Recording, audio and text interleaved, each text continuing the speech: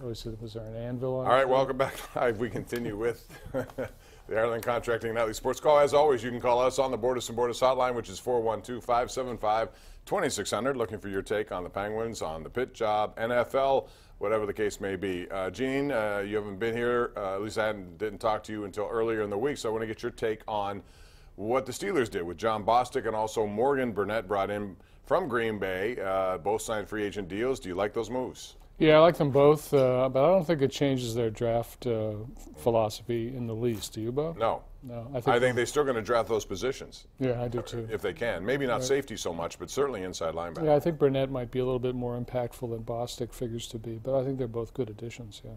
Yeah, so they also have other things to worry about and still more people they can bring in here, but I think it's pretty clear at this point that Le'Veon Bell's going to get the franchise tag, stick with it. He's going to have to go through that again. Whether he likes it or not, yeah. Yeah, and that costs a lot of money, and it also limits to some degree what they can do. So we'll see what happens with the money they have left over here and what they do in the draft. And it's always interesting. By the way, the Pirates play tonight. I just want to get you that final in. They lose to the Twins 3-1.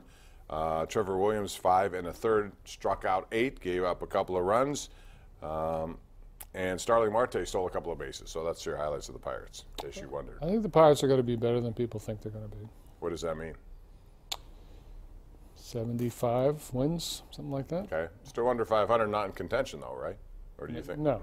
But I think if everything breaks for them, I think they can win maybe even 80 or 82. They need everything to break for sure. They need some of these young people to come up and do it. I think they expect them to do. Can they? We'll see.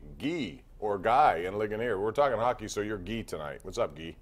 Hey, talking about the draft. What do you guys think we're going to do after all of the free agent signings? Take the best player available? Well, I think if it, that's an interesting question, because if that best player, for example, turns out to be, and I know the conventional answer to this is you don't take a quarterback this year because Ben Roethlisberger has just said he's coming back for 3, and I get that. But if one of these people, like Mason Rudolph, should happen to fall to where they are, and they really like a couple of quarterbacks in this draft class, I think it would at least be worth a conversation, Gene, to discuss. Do we do this? Because down the road, it took Aaron Rodgers 3 years before he ever saw the field behind Brett Favre. What would you do? I'm not really sure on that. I'd be surprised if they did that, but I could be talked into your scenario there very easily. The drawback is that quarterbacks drafted that high usually go right into the system. They don't wait around for a long time, and it looks like Ben is going to play a couple more years. So that's why I don't think they'll do it, but I think maybe they should if they thought about it. Yeah, it's something that could occur. We'll see what happens, but they do need inside linebacking help. I still think they can draft another cornerback. You never have enough of those who can play. Maybe Cam Sutton's an answer behind what they have with Joe Hayden and also Artie Burns, but you still need more. It seems to me that's a position that could use as much help as it can. They need offensive line depth also. And I would even suggest defensive line. I don't know how high in the draft you do it, but I think they need to address it. Right. Line 1 is Brad in Punxsutawney. Brad, welcome. Hello, Brad. Brad, I know you're there. Where are you? Well, you were there, so we're going to try somebody else. We'll go out to Scott in the South Side. Hey, Scott, how are you? Hey. All right. Scott, are you there? Yeah, I'm there. How you doing, guys? Go ahead. So, a lot of names being thrown around, and you hear Thad Matta and Dan Hurley. Those are East Coast kind of guys. And I wonder if Pitt might branch out and look toward the West Coast, maybe like a Okay. Don't know what happened. We lost you there. Sorry about that. But if you're talking about guys like Nevada, for example, a guy like Musselman. About Washington. I mean, there are a lot of guys out there. Just a matter if they have a situation that they believe they can, take a better job. Is Pitt right now a better job than what they have? And can, the money is going to be better than probably most of them make. So the money is something you can't ignore. But is it the top priority? I think those guys have to answer those questions. So you're betting it's going to be UConn for Hurley. I am. Okay. When do you think this will happen? It's got to happen sooner or later. Today or tomorrow. Yeah. I thought today they'd have an answer. Right. But Harry in Colliers, you're up next. How are you, Harry?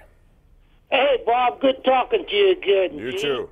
Hey, I want to get back. We're talking about the draft and the free agency, but our window of opportunity is closing on the Steelers, I think. But as long as we have Tomlin running the show and making bad decisions, I don't care who we put in there. I think it's time to start looking for a new head coach. I mean, he blew it last year, and, you know, it may sound like sour grapes, but, you know, our team last year was good enough to win the Super Bowl, and the So you put exclusive blame on the head coach for those situations. See, Gene, I don't know what people want. I know what they want. They want him to win every game. Every single game. game, 50-0. That's what they want, Bob. Now, there have been a shortage of playoff wins, no doubt. Like every other team in the league, except exactly. But I'm just saying that's par for the course with a lot of teams. And, you know, the thing is, I think the mandate is just be there every year if you can. And look at what he's done. He's never had a losing season. You're talking about essentially the same career as Don Shula. Would you fire Don Shula in the prime of his career? But that's not how people look at it. No, they want to win every game. Every single play, and they have an answer for every single one. Harry, I understand what you're saying. I've heard a lot of that, but I don't agree with it. Yeah, he's made some mistakes. But all coaches just like make every mistakes. other coach in the league. They do. Tony in the Hill District. What's up, Tony? How you doing? Hey, Bob. How you doing? All right. Thanks for calling. I want to ask you guys a question. Don't you think, since Bell gave the Stella organization ultimatum, if you don't pay me what I want, I'm going to sit out, don't you think they should let Connor step up to the plate and be the first back, and then they draft Barkley from Penn State? Well, they and can't just let Bell go? They can't do that. The Browns are going to nab him up. First of all, he's not going to sit out. He clarified that on his Instagram Q&A. You may not have that. A lot of people don't, but he said he's basically going to do the same thing he did last year. They're going to pay him $14.5 million. Nobody else will run the football. They're not going to let that go for 1 year, Gene, and not run him because they're not happy with him and still pay him $14.5 million. He's going to make that money. He's going to work as much as he possibly can. Yeah, and I think what this indicates on the part of the Steelers, Bob, is that they feel they are maybe a year away from being able to rebuild that defense to a point where it can carry the team. So they're going to let the offense carry the defense. So that was kind of what it was last year, too. Yeah, it was. It was. And it turned out okay in the second half of the season. First half, not so much. Right. So, but that's what they're going to hope they score a lot of points, and Le'Veon Bell will help them do that. We got some tweets in here. We have Michael Andreski on Twitter at KD Pomp. At Gene Collier says, Bob, why not get a coach from a lower program that is in the final 16? Okay. Who would he be talking about? I'm not really Loyola sure. of Chicago, or I guess a school like that. You know, you can look at the guy from Buffalo, Oates. A lot of coaches out there. You know, he's a guy who was a high school coach not long ago.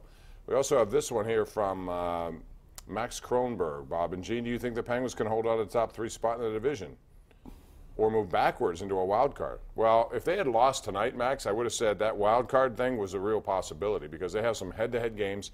You know, you open the door to it. I still think they can win this division. They have 1 game left with Washington, and if they win that game, it comes down to tiebreakers if you have the same point total. So Yeah, right. Washington still has a game or 2 in hand, I believe. No, they're even, right? Well, everything's now even? They have a game in hand because the Penguins played tonight. So, right, okay. So they're 2 ahead with a game in hand. We're due for a break. We have Mike, Ed, and Tony. We'll get to your calls right after we get to this. And you're watching the Ireland Contracting Nightly Sports Call right here on Pittsburgh CW.